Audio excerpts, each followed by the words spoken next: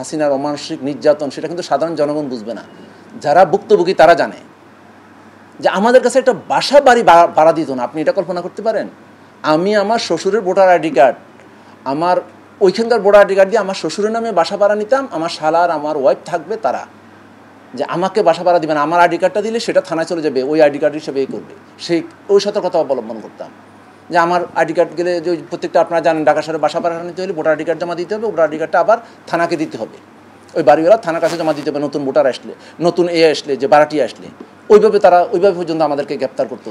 বাড়িওয়ালা শুনলে তো ভাড়া দিবেই না, গোপন রেখে বাসা ভাড়া নিতে হতো, জানি হলে ওই এলাকা ছাড়তে হতো, বিকল্প রাস্তা বিভিন্ন রাস্তা অবলম্বন করতে হতো। ডিবি অফিসে ঘন্টার পর ঘন্টা, দিনকে দিন রিমান্ড, পিছনে হ্যান্ডকাপ লাগায় চেয়ারে বসায় রাখতো। কাউকে যে বলবো কষ্ট হচ্ছে এই কথা বলতে আসতো না তারা। 8-10 ঘন্টা 15 ঘন্টার পর আসা যে কী হয়েছে ভাই, আপনাকে এইভাবে বসায় রাখছে কেন, মানে এটা ক্রিটিসাইজ, কটাক্ষ করা যে আপনাকে এইভাবে বসায় রাখছে কেন। আবার কিছু 5-7 ঘন্টা পরে একজন আসা দেখে আপনি করে চলে যেত।